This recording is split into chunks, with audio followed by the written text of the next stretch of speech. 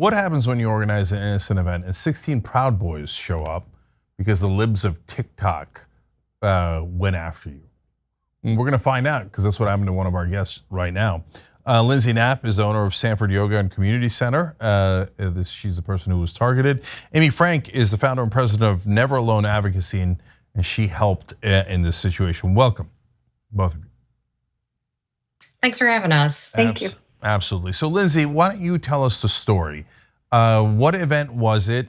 How did libs of TikTok find out about it? Let's do that, and then I'll ask you what happened afterwards.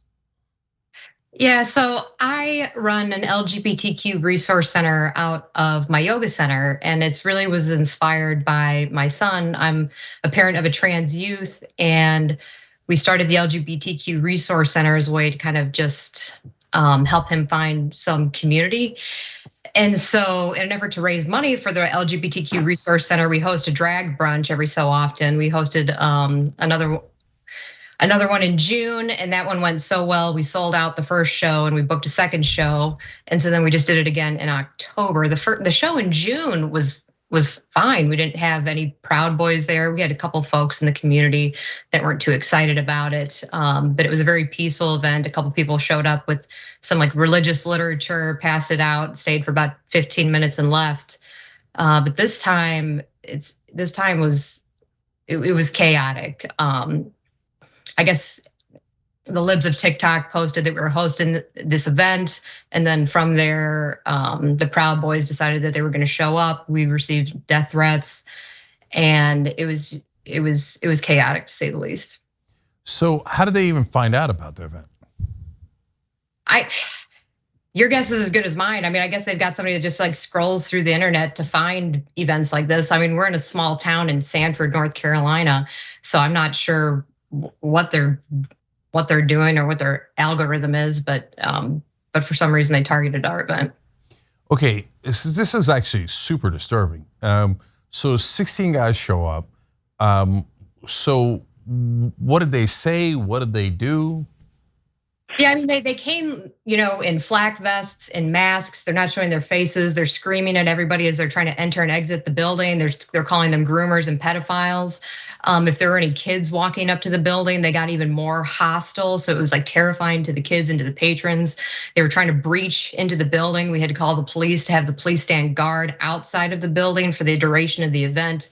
We had private security that was also, running around to make sure they didn't breach security, from the multiple access points. At one point, somebody did buy a ticket and came in, but we were able to identify them before the show started and kick them out. Somebody who was trying to like infiltrate the event, if you will, in an effort to disrupt it and things like that. So it was awful in that regard. So Amy, how do you enter this story then?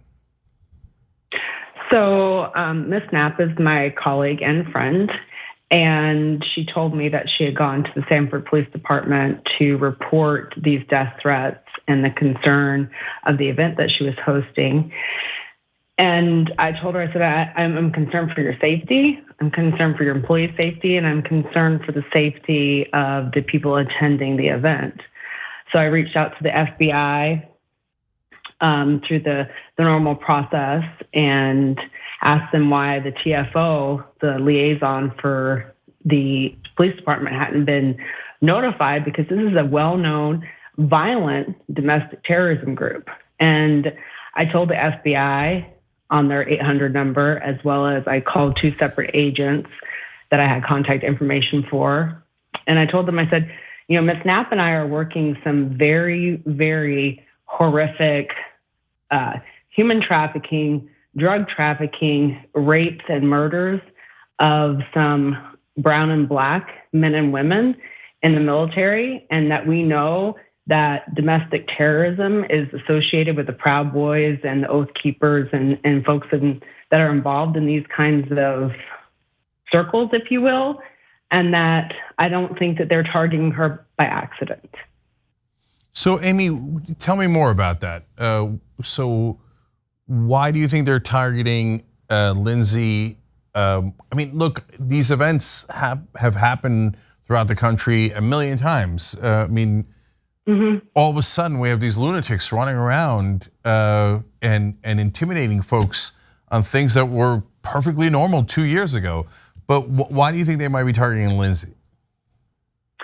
Well, there's a significant article in the Rolling Stones where one of Lindsey's clients was sexually assaulted by some special forces guys. And they are known to run drugs and do human trafficking. And then I had another associated case where a young man by the name of Enrique Ramon Martinez, was beheaded, and there was drugs involved, and there was issues where that he felt like he was being ethnically targeted. Then I had a CID agent that was targeted because she was a lesbian and she was raped and retaliated against. Ms. Knapp has another case where the MPs were caught by another MP that was a criminal informant for selling drugs out of their vehicle.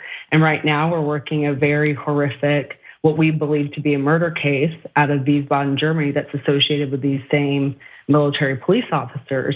And what we know from the Secretary of Defense is a lot of these Proud Boys, Oath Keepers are not only associated with the military, but oftentimes with law enforcement and the military police. And so I think it's an overarching issue that needs to be looked at severely by the FBI.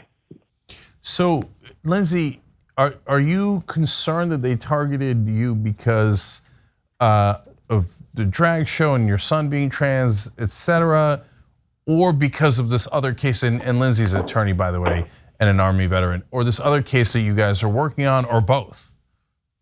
Yeah, I mean, it's hard to say, right? I mean, what we know is that just about a month ago, North Carolina Proud Boy was the first Proud Boy to plead guilty to sedition in the January 6th riot, and we know that the one person that breached the venue at the Drag Brunch was an Army captain who was also present on January 6th and who got kicked out of the military as a result of that. So, I mean, I would like to believe that it was a coincidence, that maybe they just showed up to my drag brunch on a whim, but there's just a lot of other coincidences, if you will. And so it's concerning for me, and it's also concerning for my LGBTQ community, right? Because now they're scared to come out and just live their life. And what I really want to impress upon them and our community is that they are loved and supported,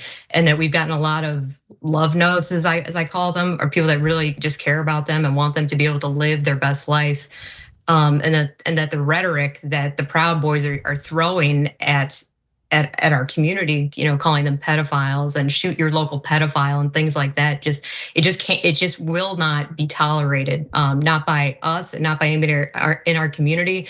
And hopefully we can get a lot of support from others who call out this behavior for exactly what it is. It's ridiculous. Well, both Lindsey and Amy, I want to ask about that reaction, because so hearing the story makes my blood boil. And look, man, they're going around picking on people, bullying people in ways that are over the top and physical, and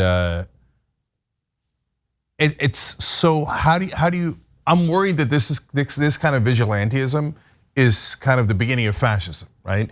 And when good people say, "Well, I don't want trouble," and then they start to back away, that's when we lose the country, right? So are you thinking of doing an event again? How did the FBI respond? How's the community going to help? Help me understand that. Yeah, I mean, so what I like to say is not only are we going to do events, but we're going to do them even harder now, because when stuff like this happens, like you're exactly right. Like we have to stand up and stand strong and let the community know that this will not be tolerated, and we will not be scared, and we will continue to show up and show out and support our community in every way possible. And I also need my local law enforcement to understand that as well, that this kind of behavior by the Proud Boys cannot be tolerated. If they are running for local offices or if they are among the police force, that will not be tolerated.